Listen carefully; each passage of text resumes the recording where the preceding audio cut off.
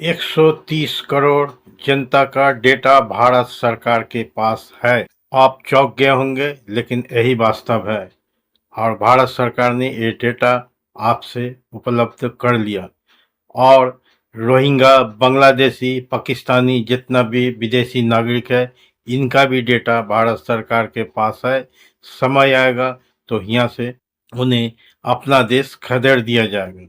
ये उपलब्ध कैसे किया, मैं आपको इस वीडियो के माध्यम से बता रहा हूँ। सबसे पहले भारत सरकार ने आपको पहचानने के लिए आधार बनाया, यानी पूरा देश में आधार मैंडेटरी हो गया। आधार का प्रोसेस इतना आसान था कि विदेशी नागरिक भी भारत का रहने के लिए, भारत का सुविधा पाने के लिए आधार को बना लिया। बिना बायोमेट्रिक का आधार नहीं होता है। बायोमेट्रिक के कारण ही आधार आपको पहचानता है। आधार सभी ने बना लिया, भारत का नागरिक और विदेश के नागरिक भी आधार बना लिया, क्योंकि इसका प्रक्रिया काफी आसान था।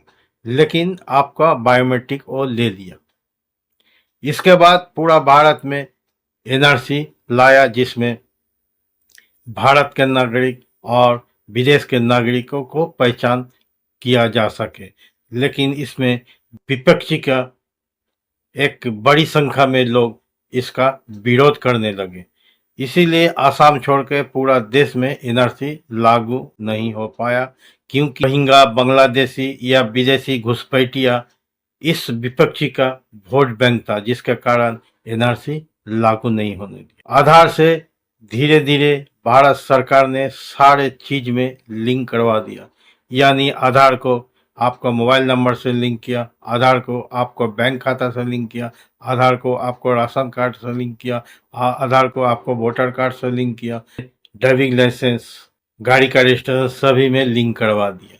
यानी अगर विदेशी नागरिक आधार यहाँ बना लिया तो सारे कागज पैसे के बल पर या यहाँ दलालों के द्वारा कागज बना लिया। भारत सरकार का पूरा डेटा नहीं मिल पा रहा था। जो कागज एनआरसी के लिए आने के लिए आपत्ति जता रहा था और विपक्षी भी उनका साथ दे रहा था। 2018 और 19 के लगभग कोरोना काल आया, तो कोरोना काल में सभी का नौकरी छूट गया था, जिसके कारण सभी लोग घर में बैठे थे। तो भारत सरकार ने फ्री में राशन देना चालू किया।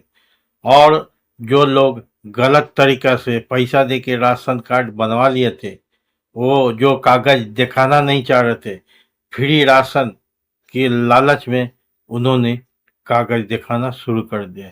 यानी एक राशन कार्ड में कहीं 10 मेंबर, कहीं 12 मेंबर, कहीं 20 मेंबर विदेशी नागरिकों ने अधिकतर इस राशन कार्ड के इस्तेमाल किया। यानी हर मेंबर का आधार कार्ड राशन कार्ड के द्वारा भारत सरकार ने सभी विदेशी और भारतीय नागरिक का डेटा उपलब्ध कर लिया। यानी एक घर में कितना मेंबर है, क्योंकि आप जानते हैं कि राशन कार्ड में जितना भी मेंबर है सभी का आधार लिंक कराना जरूरी था।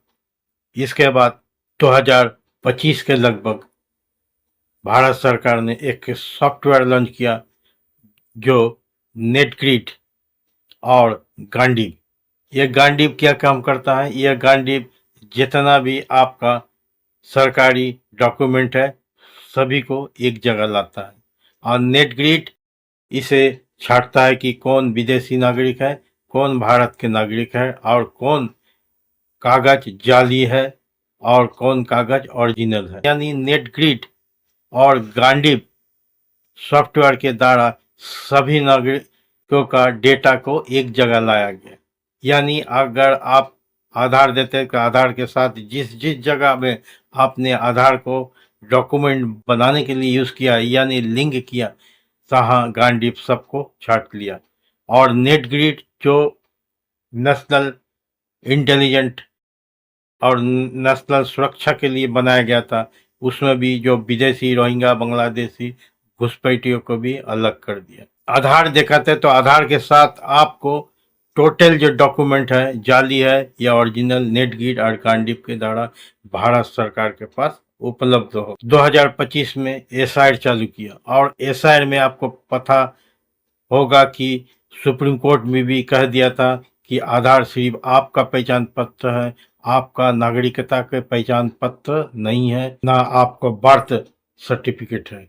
इसीलिए आधार को एसआईआर में मान्यता नहीं दिया, जिसके कारण आप बिहार में और अब बंगाल में, आप पूरा देश में एसआईआर के द्वारा जो कुछ नागरिकों को छांटा जा रहा और छट भी गया, बाकी प्रदेशों में भी एसआईआर होके उसमें छटाएगा, जिसके कारण आपको भारत का जो एक्चुअली हिंदुस्तान के लोग हैं उन्हीं का डेटा भारत सरकार पे उपलब्ध होगा, और बाकी जो एसआईआर के माध्यम से हटा दिया गया उसको भी अपना देश को जाना पड़ेगा। आप देखते होंगे कि एसआईआर चालू होने के साथ साथ ही रोहिंग्या, बांग्लादेशी घुसपैठिए अपना अपना प्रदेश भाग रहे, क्योंकि भारत सरकार की अगला कदम बहुत भयंकर होने वाला है। अगर एसआईआर और एनआरसी के बाद भी लोग भारत देश छोड़ के नहीं जाएंगे, अगर वो पूरा आइडेंटिफाइड हो जाएगा कि ये नागरिक भारत का नहीं है, तो आगे चल के उनके साथ बहुत कुछ हो सकता। ये जानकारी विदेशी नागरिकों को पता चल गया, जिसके कारण वो भारत देश छोड़ के भाग गए। उनको सजा भी हो सकता है, कैद भी हो सकता है। और जो सूत्र से पता चला कि चीन जैसे देश जो है, वैसे विदेशी नागरिकों को जो चीन में घूमने नौकरी करने गया लेकिन वहाँ घर द्वार बसा लिया, जबकि वो वहाँ का नागरिक नहीं है, जब उसे पहचान दिया जाता है तो उनको किडनी, आंखें ऑपरेशन करके निकाल दिया जाता है, जिसका डर से विदेशी नागरिक चीन में रहना नहीं चाहते, चीन छोड़ के अपना देश चल जाते। तो शायद भविष्य में भारत देश भी ऐसे सोचे, जिसके कारण एसआईआर होने के साथ साथ ही आप देखते होंगे कि विदेशी नागरिक अपना देश भाग रहे हैं। सरकार की ये प्लान भारत के नागरिकों के लिए अच्छा है और देश के सुरक्षा के लिए भी अच्छा है। जय हिंद, वंदे मातरम।